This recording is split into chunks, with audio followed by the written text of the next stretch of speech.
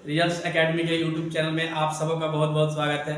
आज हम झारखंड के क्वेश्चंस को देखेंगे, क्योंकि झारखंड के क्वेश्चन सभी एग्जाम्स में आते हैं, चाहे वो जेपीएससी हो, चाहे जेएसएससी हो, जितने भी एग्जाम्स होते हैं झारखंड के, चाहे वो कोई भी कॉम्पिटिटिव एग्जामिनेशन हो जो झारखंड के हो, उसमें झारखंड के क्वेश्चंस आप बहुत सारे देखेंगे। जेपीएससी में लगभग 110 प्रश्न झारखंड के देखेंगे, और जेएसएससी के थ्रू जितने भी एग्जाम होते हैं, किसी में 30, किसी में 40, और इस बार जो विधानसभा चुनाव हुए हैं उससे बहुत सारे प्रश्न बनते हैं। तो आज हम लगभग कुछ प्रश्नों का डिस्कस करेंगे, क्योंकि एक क्लास में तो सब प्रश्न का तो डिस्कस हो नहीं सकता है, क्योंकि विधानसभा से रिलेटेड बहुत सारे क्वेश्चन बनते हैं। तो आज हम लगभग 25 क्वेश्चंस को देखेंगे, लेकिन 25 क्वेश्चन देखने को रहेंगे, लेकिन लगभग 100 प्रश्नों से ऊपर हम आप लोगों को बताएंगे। तो हम देखते हैं झारखंड विधानसभा में अनुसूचित जाति के लिए आरक्षित सीटों की संख्या कितनी है। अनुसूचित जाति मतलब शेड्यूल कास्ट के लिए कितनी संख्या है। तो झारखंड विधानसभा में टोटल सीटों की संख्या कितनी है। तो झारखंड विधानसभा में टोटल सीट कितना है, 81। उसमें से जनरल का सीट कितना है, जनरल का सीट जो है 44 है, ठीक है। और एससी के लिए कितना सीट है, 9 सीट है, ठीक है। और एसटी के लिए 28 सीट है। देखिए एसटी के लिए सीट कितना है, 28। एससी के लिए, जनरल के लिए 44 सीट है, ठीक है। अब 9 सीट है, तो हम लोग को देखना है कि 9 सीट आखिर कौन सा है, कौन कौन सीट जो है अनुसूचित जाति के लिए रिजर्व है। देखिए जमुआ, चतरा, देवघर,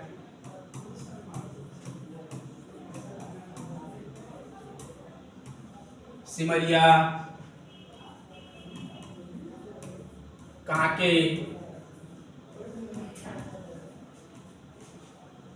जुगलसलाई, लातेहार, चंदनक्यारी,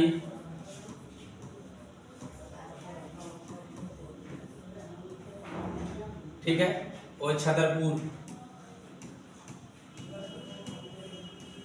अब देखिए झारखंड विधानसभा में एससी के लिए जो है शेड्यूल कास्ट के लिए 9 सीट रिजर्व है। जमुआ, चतरा, देवघर, सिमरिया, कांके, जुगलसलाई, लातेहार, चंदनक्यारी, छतरपुर।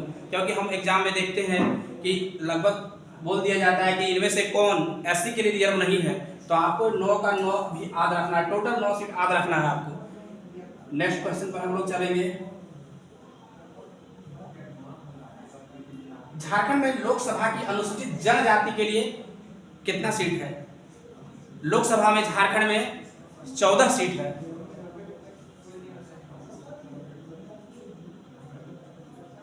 टोटल लोकसभा में 14 सीट है, ठीक है। उसमें से जनरल के लिए 8 सीट है, और एससी के लिए झारखंड में लोकसभा में 1 सीट है, और एसटी के लिए 8 सीट है, ठीक है। सॉरी, एसटी के लिए 6 सीट है, 6 7 और 8, ठीक है। 5 सीट है एसटी के लिए, 5 सीट है, 5 6 और 8 14 सीट हो गया। एसटी के लिए 5 सीट, एससी के लिए 1 सीट। अब हम लोग को देखना है कि एसटी के लिए जो सीट है 5 सीट को कौन कौन सा है। देखिए दुमका, राजमहल, लोहरदगा,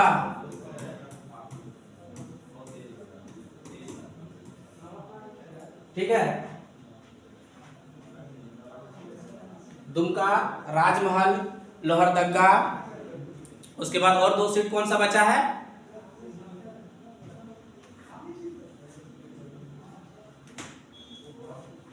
दुमका, राजमहल, लोहरदगा।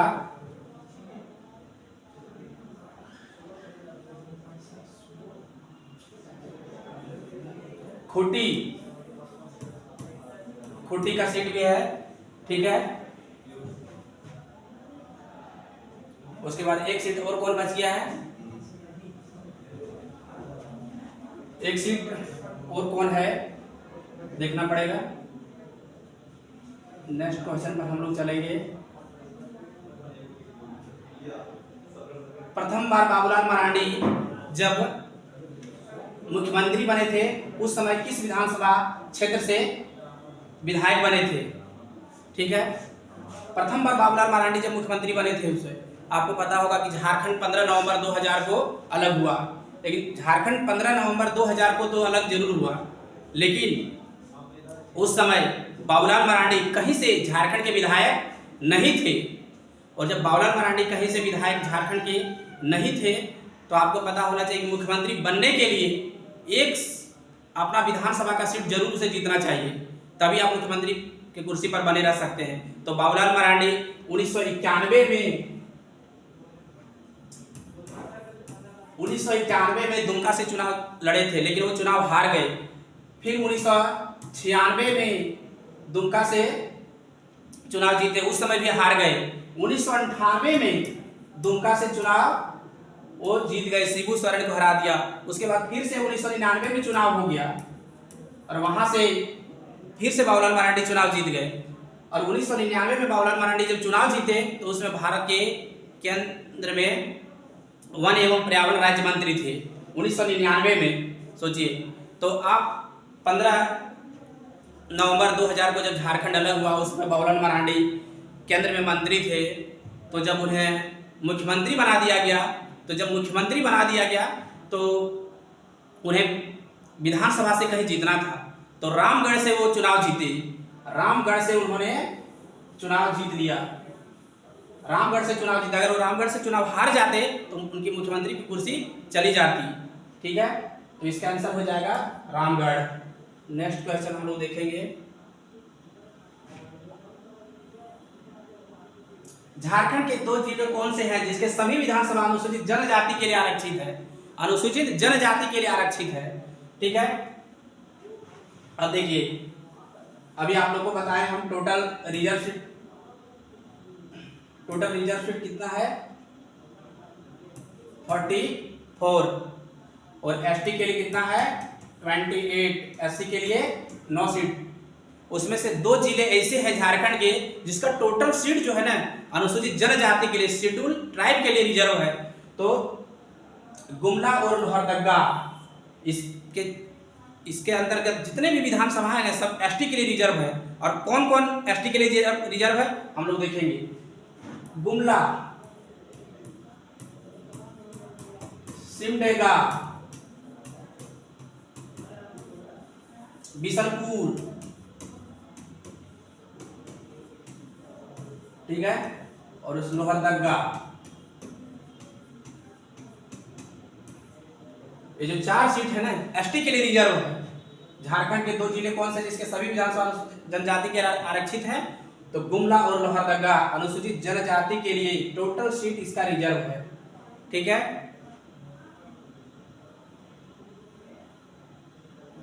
झारखंड में संसद की संख्या कितनी है?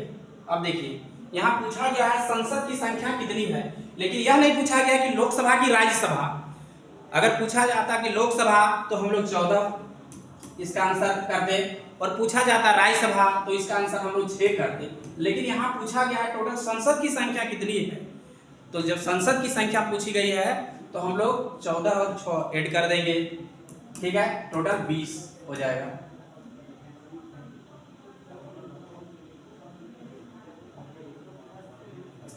इसका आंसर हो जाएगा 20। ठीक है, अगर संसद की संख्या पूछेगा लोकसभा तो 14, राज्यसभा पूछेगा तो 6 और सिर्फ संसद पूछेगा तो 20।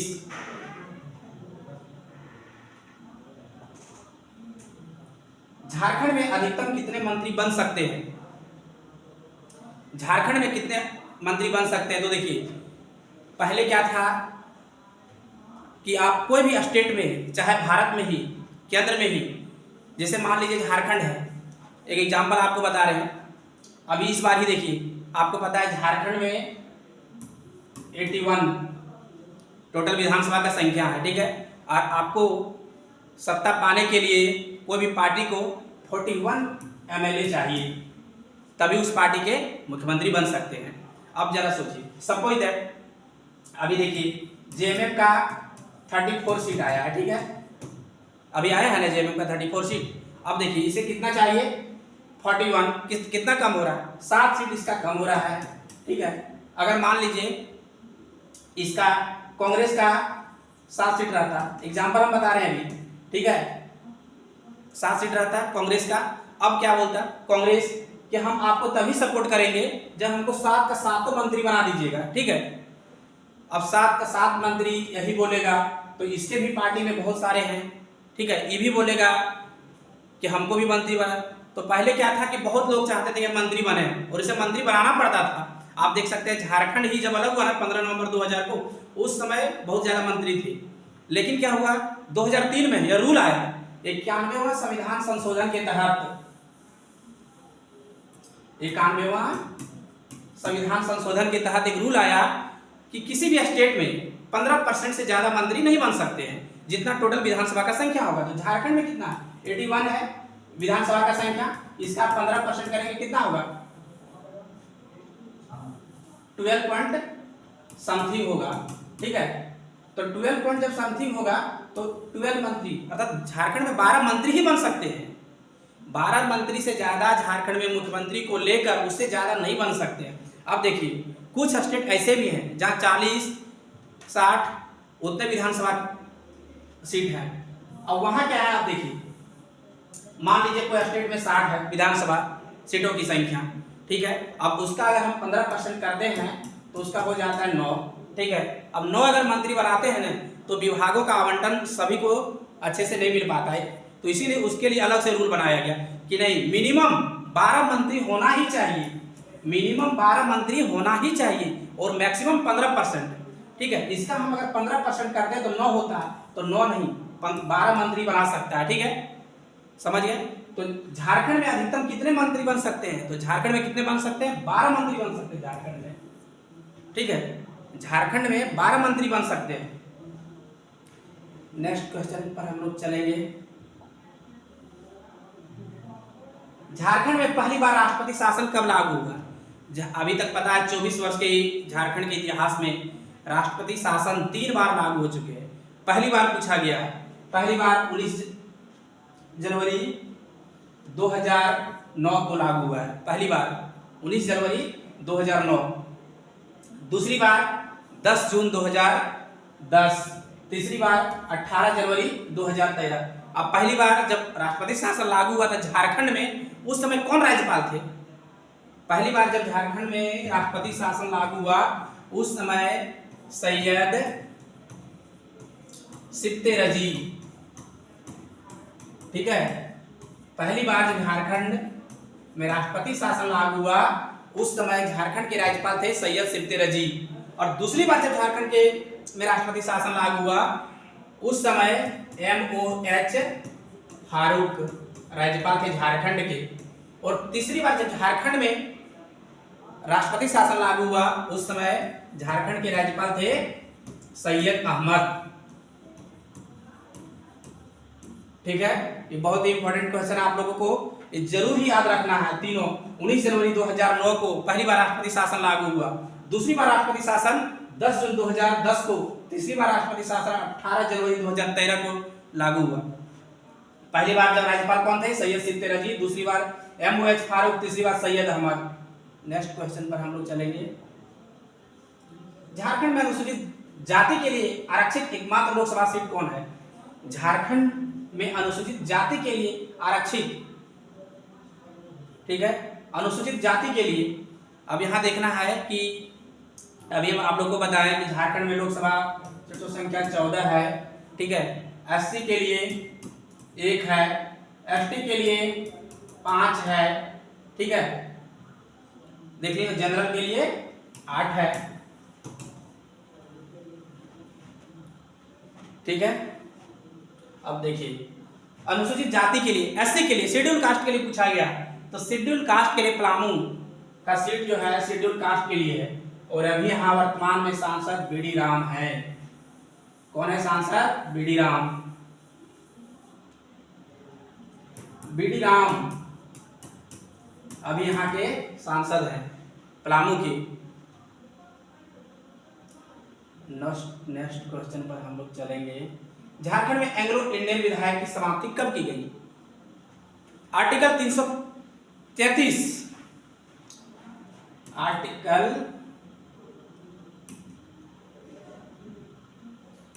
आर्टिकल 333 के तहत यह प्रोविजन था कि केंद्र में 2 एंग्लो इंडियन सांसदों की नियुक्ति होगी और राज्य में एक एंग्लो इंडियन सांसद की नियुक्ति होगी।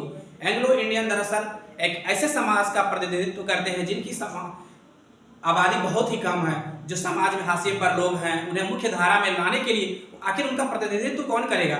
इसीलिए एंग्लो इंडियन विधायक चाहे एंग्लो इंडियन सांसद बनाया जाता था। सरकार के निर्देश पर राज्यपाल एंग्लो इंडियन विधायक की नियुक्ति करते थे, लेकिन 25 जनवरी 2020 को एंग्लो इंडियन के विधायक चाहे सांसद का जो सीट था, जो नियुक्ति होता था, उसको खत्म कर दिया गया। तो 25 जनवरी 2020 को झारखंड में पहला एंग्लो इंडियन जो विधायक था ना, सो जोसेफ ग्लेन गोल्डस्टीन था। ठीक है, गोल्डस्टीन। ठीक, नेक्स्ट क्वेश्चन पर हम लोग चलेंगे।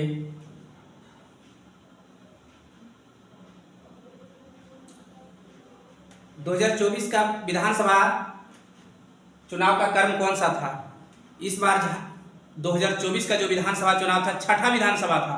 आखिर फर्स्ट विधानसभा चुनाव कब हुआ था झारखंड में? फर्स्ट विधानसभा चुनाव झारखंड में 2000 ईस्वी को हुआ था। ठीक है, दूसरी बार 2005 को हुआ था, तीसरी बार 2009 को, और चौथी बार 2014, फिर 2019 को हुआ, और छठी बार 2024 को हुआ। ये बहुत ही इंपॉर्टेंट क्वेश्चन है। पहली बार 2000, दूसरी बार 2005, तीसरी बार 2009, चौथी बार 2014, पांचवी बार 2000, पहली बार 2000, दूसरी बार 2005, तीसरी बार 2009, चौथा 2014, पांचवा 2019 और छठा 2024। तो इस बार झारखंड में जो विधानसभा चुनाव हुए उसके क्रम कौन सा है? छठा। ठीक है, नेक्स्ट क्वेश्चन पर हम लोग चलेंगे। 2024 विधानसभा चुनाव में सबसे अधिक मत से कौन सा विधायक विजयी हुए? इस बार देखिए, ये बहुत ही इंपॉर्टेंट क्वेश्चन है करंट अफेयर के दृष्टिकोण से। पूरे झारखंड में 81 विधानसभा है, उसमें से सबसे अधिक वोट से अगर जो जीता, पाकुड़ के विधायक निषाद आलम। निषाद आलम कौन है, इसके बारे में हम लोग जानेंगे। निषाद आलम जो है आलमगीर आलम की पत्नी है। ये आलमगीर आलम इस बार विधानसभा चुनाव नहीं जीते क्योंकि वो जेल में थे। वो ग्रामीण विकास मंत्री थे हेमंत सोरेन के कैबिनेट में। वो जब जेल चले गए तो इस बार वो चुनाव नहीं लड़ सके, तो उनकी पत्नी निषाद आलम पाकुड़ से चुनाव लड़ी और 86,000 वोट के रिकॉर्ड वोट से चुनाव जीती है। झारखंड में सबसे अधिक वोट से यही जीता। नेक्स्ट क्वेश्चन पर हम लोग चलेंगे। सबसे कम मतों से विजय होने वाले 2024 विधानसभा चुनाव में विधायक बनने वाले कौन हैं? अब देखिए, वो अभी था सबसे अधिक और सबसे कम 232 वोट से मांडू के विधायक निर्मल महतो चुनाव जीते हैं। 232 वोट से निर्मल महतो चुनाव जीते हैं। सबसे कम वोट से मांडू के विधायक है। कहां के विधायक है? मांडू के विधायक हैं, आयसू पार्टी के विधायक हैं। झारखंड में एकमात्र सीट आयसू ने इसी सीट को जीता, मांडू विधानसभा की सीट को, और 232 वोट से मात्र चुनाव जीते हैं। ठीक है, नेक्स्ट क्वेश्चन पर हम लोग चलेंगे। 2024 विधानसभा चुनाव में महिला विधायक की संख्या कितनी है? 2024 विधानसभा चुनाव में, ठीक है, कांग्रेस का 5 विधायक, ठीक है, जेएमएम का 4 विधायक और बीजेपी का 3 विधायक महिला जीती है। 5, 4, 9, 3, 12 विधायक जो है इस बार 81 विधायक में से 12 विधायक महिलाओं की है। इसका आंसर हो जाएगा 12। ठीक है, नेक्स्ट क्वेश्चन पर हम लोग चलेंगे।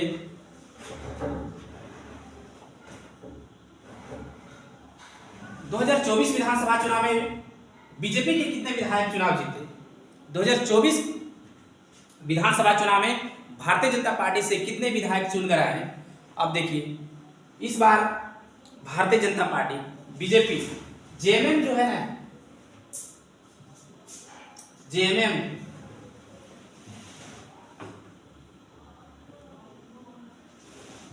दिख रहा है? अगर नहीं दिख रहा होगा तो नीचे करते हैं इसको। ठीक है, 2024 विधानसभा चुनाव में बीजेपी के कितने विधायक चुनाव जीते? जेएमएम से 34 विधायक, बीजेपी से 21, ठीक है, कांग्रेस से टोटल 56 है। ठीक है, बीजेपी से 21 विधायक इस बार चुनाव जीते हैं। तो बीजेपी से 21। लोक जनशक्ति पार्टी ने एकमात्र कौन सा सीट पर विजयी हुआ?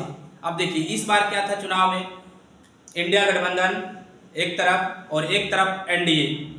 एनडीए बोलने का मतलब ये है कि उसके साथ बीजेपी के साथ साथ कौन कौन गठबंधन था। अब देखिए, बीजेपी के साथ इस बार कौन कौन चुनाव लड़ रहा था?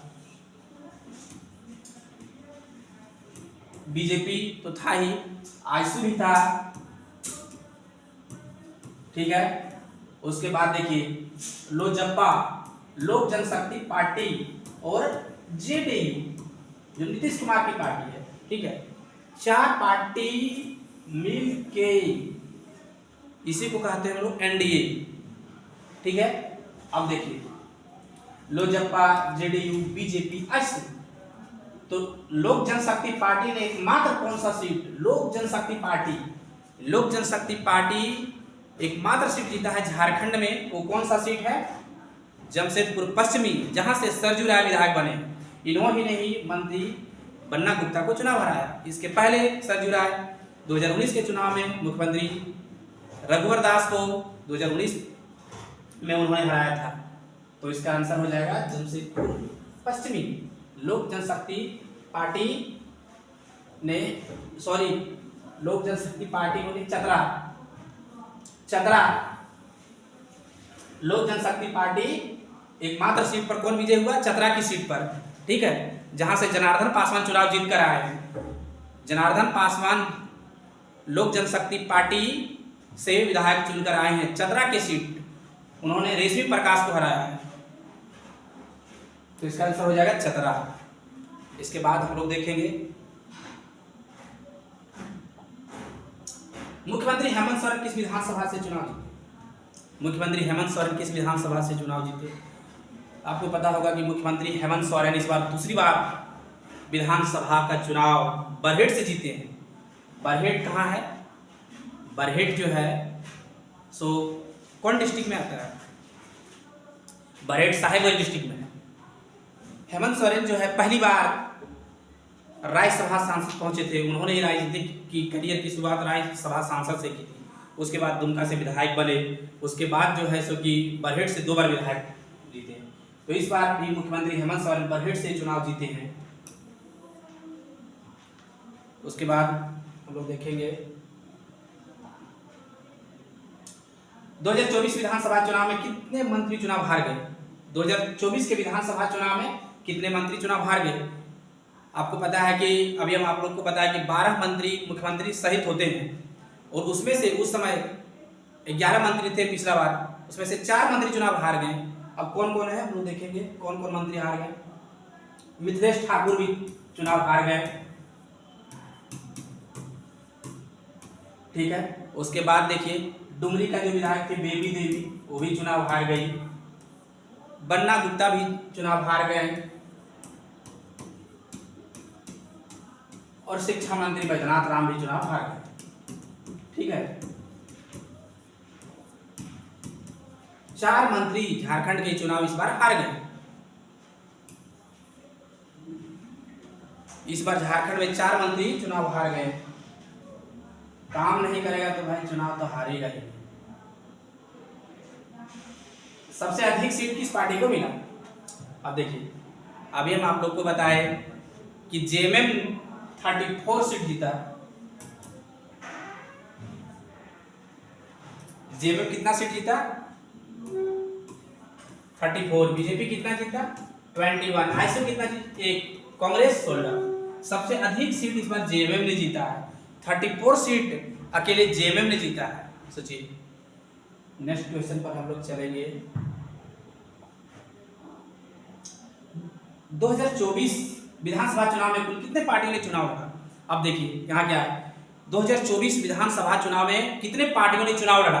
तो कितने पार्टियों ने चुनाव लड़ा हम लोग सब पार्टी को देखेंगे, आखिर कौन कौन पार्टी छठे विधानसभा में भाग लिया था। देखिए, बीजेपी, आईसू, लोजपा, जेडीयू, ठीक है, जनता दल यूनाइटेड। उसके बाद देखिए कांग्रेस, आरजेडी, जेएमएम, सीपीआई, ठीक है, और जेएलकेएम। टोटल कितना हुआ? 1 2 3 4 5 6 7 8 9। टोटल 9 पार्टी छठे विधानसभा चुनाव में भाग लिया था। तो इसका आंसर कितना हो जाएगा? 9। बहुत ही इंपॉर्टेंट क्वेश्चन है दोस्त, बहुत ही इंपॉर्टेंट क्वेश्चन है। और ये जो क्वेश्चन आपको देखने को मिल रहे हैं ना, ये लगभग 5 वर्षों तक आपका काम आएगा। 2029 के चुनाव तक, उसके पहले जितने भी झारखंड में एग्जाम होंगे उसके लिए यह क्वेश्चन बहुत ही इंपॉर्टेंट है। जो हमारे चैनल पर नए हैं वो सब्सक्राइब कर देंगे। आज का जो हम बोले 25 क्वेश्चन है, उसके 25 क्वेश्चन देखने को है, लेकिन लगभग 100 क्वेश्चन से आप लोगों को ऊपर बताया है।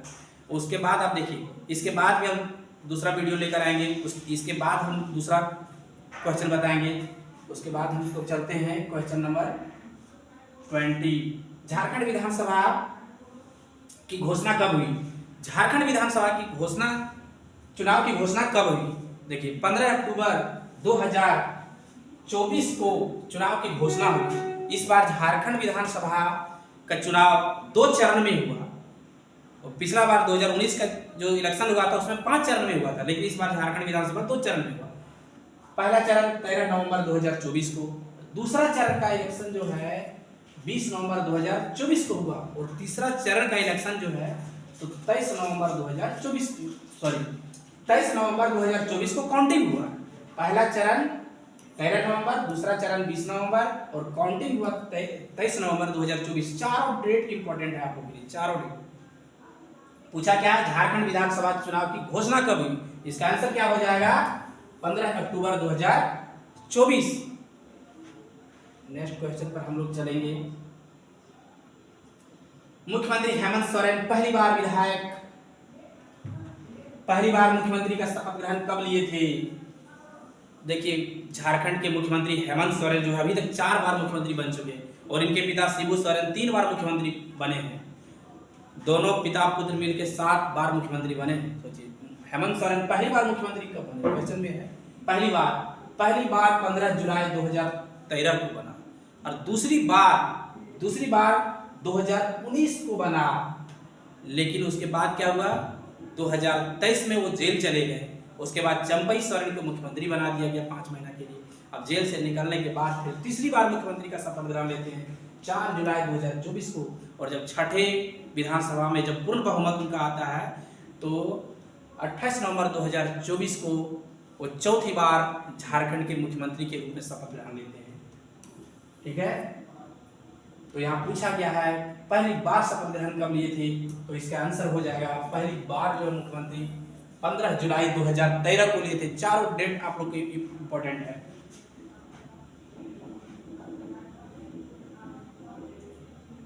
दो 2024 विधानसभा चुनाव में कांग्रेस पार्टी कितने सीटों पर चुनाव लड़ा? 2024 के विधानसभा चुनाव में कांग्रेस पार्टी कितने सीटों पर चुनाव लड़ा? अभी हम आप लोगों को बताए थे कि कांग्रेस पार्टी 21 सीट जीता है चुनाव में। 21 जो है सो कांग्रेस पार्टी 16 सीट जो है कांग्रेस पार्टी चुनाव जीती है। लेकिन वो चुनाव कितने सीट पर लड़ा था? 28 सीट पर वो चुनाव लड़ा है। 28 सीट पर चुनाव लड़ा है कांग्रेस पार्टी और जीता कितना है 16 सीट पर। ठीक है, नेक्स्ट क्वेश्चन पर हम लोग चलेंगे। और जेएमएम कितना जीता है 34 सीट पर। विधानसभा के प्रोटेम स्पीकर किन्हें बनाया गया है? देखिए, महेशपुर के विधायक स्टीफन मरांडी लगातार इस बार तीसरी बार महेशपुर से चुनाव जीत कर आए हैं। उन्होंने बीजेपी के उम्मीदवार को जो डीएसपी थे उनको चुनाव हराया है। ठीक है, स्टीफन मरांडी महेशपुर के विधायक है। ठीक है, स्टीफन मरांडी प्रोटेम स्पीकर, विधानसभा के प्रोटेम स्पीकर किन्हें बनाया गया? तो स्टीफन मरांडी को सबसे बुजुर्ग विधायक अभी यही है और जनरली यह देखा जाता है कि जो सबसे बुजुर्ग विधायक है उन्हें ही प्रोटेम स्पीकर बनाया जाता है, क्योंकि जब तक स्पीकर का नियुक्ति नहीं होता है तब तक प्रोटेम स्पीकर ही सभी विधायकों को शपथ ग्रहण दिलाते हैं। और यह लगभग देखा गया है जो बुजुर्ग रहते हैं उन्हीं, हालांकि कोई संविधान में जिक्र नहीं है कि बुजुर्ग विधायक को ही प्रोटेम स्पीकर बनाया जाएगा, लेकिन बना दिया जाता है क्योंकि एक दिन का तो काम ही रहता है, उन्हें शपथ ग्रहण दिलाया जाता है। उसके बाद जब स्पीकर की नियुक्ति हो जाती है तो इनका कोई काम नहीं रहता है। तो इस बार प्रोटेम स्पीकर किन्हें बनाया गया? स्टीफन मरांडी को। नेक्स्ट क्वेश्चन हम लोग देखेंगे, जेडीयू पार्टी से एकमात्र विधायक कौन है? आप लोग को बताए थे अभी कि जेडीयू जनता दल यूनाइटेड जो नीतीश कुमार की पार्टी है, बीजेपी, आईसू और लोजपा और जेडीयू, 3-4 पार्टी मिल के चुनाव लड़ा था एनडीए की ओर से। उसमें से जेडीयू जनता दल यूनाइटेड का एकमात्र विधायक जो जीता सरजू राय, इन्होंने मंत्री बन्ना गुप्ता को चुनाव हराया जमशेदपुर पश्चिमी से। और सरजू राय 2019 में मुख्यमंत्री रघुवर दास को चुनाव हराया था। ठीक है, तो इसका आंसर हो जाएगा जेडीयू पार्टी से एकमात्र विधायक कौन बने? सरजू राय। बहुत इंपॉर्टेंट क्वेश्चन, एकमात्र विधायक है। नेक्स्ट क्वेश्चन हम लोग देखेंगे, 2024 विधानसभा चुनाव में सबसे कम उम्र के विधायक कौन बने? 2024 विधानसभा चुनाव में सबसे कम उम्र के विधायक आपको पता होगा डाल्टनगंज के आलोक चौरसिया 2019 में चुनाव जीते थे। वो झारखंड के अभी तक के इतिहास में सबसे कम उम्र के विधायक है। 25 वर्ष में वो विधायक बन गए थे और विधायक बनने की उम्र जो मिनिमम एज है वो 25 साल है। विधायक बनने का मिनिमम एज कितना है? 25 साल। एमपी बनने का उम्र कितना है? 25 साल। लेकिन वही विधान परिषद बनने के लिए उम्र कितना है? 30 साल। राज्यसभा सांसद बनने के लिए कितना उम्र है? 30 साल। और 25 साल में ही आलोक चौरसिया विधायक बने थे सबसे कम उम्र के 2019 में। इस बार सबसे कम उम्र के विधायक कौन है? जयराम महतो। ठीक है, उनका डेट ऑफ बर्थ 1994, लगभग 30-31 साल में विधायक बन गए। देखिए, इसका आंसर हो जाएगा जयराम महतो। ठीक है, इसके बाद हम आप लोगों को फिर से हम जो है सो कि समझ लीजिए क्लास 1 था करंट अफेयर के लिए, इसके बाद हम 2 भी लाएंगे। और यह क्वेश्चन आप लोगों के लिए बहुत ही इंपॉर्टेंट है। जो चैनल पर नए होंगे सब्सक्राइब कर देंगे। बहुत बहुत धन्यवाद।